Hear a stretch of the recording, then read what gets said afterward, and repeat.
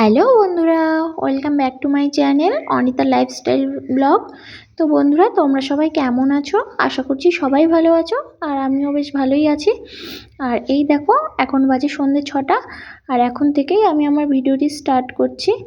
তো আজ ভিডিওতে সেরকম আর কি ব্লগ টাইপের কিছু না, আসলে ব্লগ টাইপের কিছু না। তো বন্ধুরা, তোমরা তো থাম্বনেল বা টাইটেল দেখে বুঝতেই পেরেছো যে ভিডিওটা কী নিয়ে করছি। তো দেখো, এই যে রান্নার কাছে চলে এসেছি, আর এসেই দেখো এই যে প্রেসারে আলু আর মটরশুঁটি সেদ্ধ করতে চাপিয়ে দিচ্ছি। আর এইদিকে আটাটার মধ্যে ময়াম দিয়ে দিচ্ছি। আসলে তেল আর চিনিটা আগেই দিয়ে দিয়েছি, আর নুনটাও দেওয়া হয়ে গেছিলো।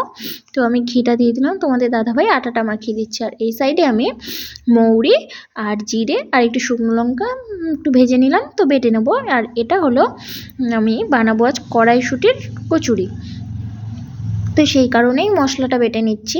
এই মশলাটা দিলে না বেশ সুন্দর স্মাইল আসবে। তো দেখো বন্ধুরা, আমার বাটাবুটি মোটামুটি কমপ্লিট হয়ে গেছে মশলাটা। আর এই দেখো, এই পাশে তো বললাম আলু আর মটরশুঁটি সেদ্ধ করে নিয়েছি। তো মটরশুঁটিটা দিয়ে হবে কচুরি, হবে কড়াইশুঁটির। আর আলু কচুরি করলে তো হবে না, তার জন্য একটু তরকারি তো অবশ্যই লাগবে, আর সেই কারণেই আলুগুলো আমি সেদ্ধ করে নিয়েছি। তো এখানে আমি ছোটো আলু সেদ্ধ করে নিয়েছি। তো ছোটো আলুগুলোকে না এক পিস করে কেটে দিচ্ছি।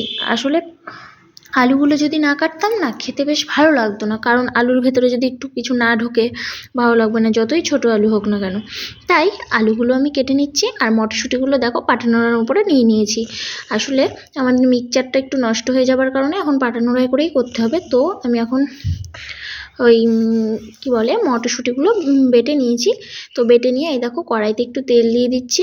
আর মটরশুঁটির সাথে না আমি দুটো কাঁচা লঙ্কাও বেটে নিয়েছিলাম। তো তেল দিয়ে দিয়েছি, আর এখন আমি ওই মটরশুঁটি যে বাটাটা করেছিলাম সেই বাটাটা তেলে ছেড়ে দিচ্ছি। আর ছেড়ে দিয়ে কিছুক্ষণ নাড়াচাড়া করে একটু নুন দিয়ে দেবো। তো দেখো আমি একটু নাড়াচাড়া করে নিচ্ছি, আর এবারে আমি একটু নুন দিয়ে নেব। তো নুন দিয়ে এর এমন একটাভাবে বানাতে হবে, পুরো পুর মতো বানিয়ে নিয়েছি, দেখেছো? তো আর এইদিকে দেখো তোমাদের দাদাভাই যে আটাটা মাখিয়ে 30 মিনিট রেখে দিয়েছিল, আর এরই পরে এখন পুরগুলো ভরে নিচ্ছে আটার ভেতরে। আর এদিকে তোমাদের দাদাভাই তো আটার ভেতরে পুর ভর্তি দিয়ে সারাদিন কাবার। তো আমি কি করব, দেখলাম কড়াইটা খালি যাচ্ছে, তো ওই জন্য আমি কয়েকটা লুচি বেলে নিলাম, লুচি বলা ভুল, কচুরি বেলে নিলাম।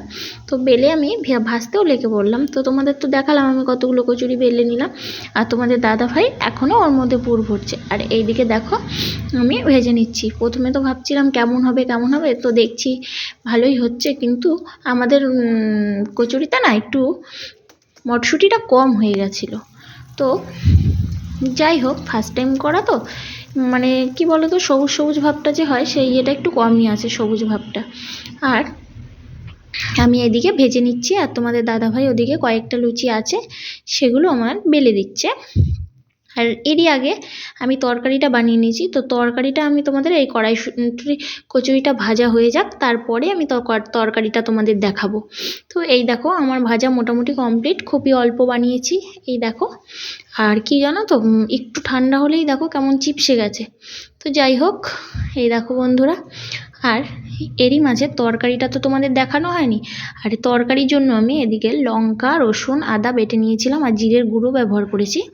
আর এই দিকটা দেখো টমেটোটা বেটে নেব। আর এই যে এদিকে আমি পেঁয়াজটা কেটে রেখে দিয়েছি, মশলাটা বেটে রেখে দিয়েছি। আর এই পাশে তো তোমাদের সেই আগে বললামই, আলুগুলো আমি সেই মটরশুঁটিতে সেদ্ধ করে নিয়েছিলাম। তো আলুগুলো আমি এদিক থেকে তুলে নিয়েছি। তুলে নিয়ে কড়াইতে তেল দিয়েই দেখো একটু তেজপাতা, শুকনো লঙ্কা আর একটু জিরে ফোড়ন দিয়ে দিয়েছি। তো জিরে ফোড়ন দিয়ে দিয়েছি, আর এখন এই তেলের মধ্যে পেঁয়াজগুলো দিয়ে দেবো। আর পেঁয়াজগুলো আমি কিছুক্ষণ নাড়াচাড়া করে লাল লাল করে ভেজে নিয়ে, আসলে পেঁয়াজে একটু নুন দিলে না ভাজাটা খুব সুন্দর তাড়াতাড়ি হয়ে যায়। তো আমি পেঁয়াজে একটু নুন দিয়ে নিয়েছি। আর পেঁয়াজগুলো ভাজা ভাজা হয়ে গেলেই ওই আমি যে মশলাটা তৈরি করেছিলাম, তো মশলার পেস্টটা দিয়ে দিয়েছি। আদা, জিরে, লঙ্কা, রসুন, আদা 3টে পেস্ট করে নিয়েছিলাম, তো সেটাই আমি এখানে দিয়ে দিয়েছি। দিয়ে নাড়াচাড়া করে নিচ্ছি, আর তার সাথে টমেটোটাও দিয়ে নিয়েছি, আর একটু জিরে গুঁড়ো দিয়ে নিয়েছি, স্বাদ মতো চিনি দিয়েছি। তো বন্ধুরা এই দেখো এখন আমি আলুগুলো দিয়ে দিচ্ছি। আর আলু আমি আর এক্সট্রা করে ভাজিনি, কারণ আলুগুলো সেদ্ধ করে নিয়েছি, তো এরপরে আবার যদি বেশি ভাজতে যাই না পুরোটাই গলে যাবে। আর আলু এই এখন যে কষাবো তাতেই হয়ে যাবে। তো বন্ধুরা দেখতে থাকো। আর এই দেখো আলুটা আমি কষিয়ে নিচ্ছি, আর কষিয়ে নেওয়া প্রায় আমার হয়ে এসেছে। তো এরই পরে আমি একটু জল দিয়ে দেবো।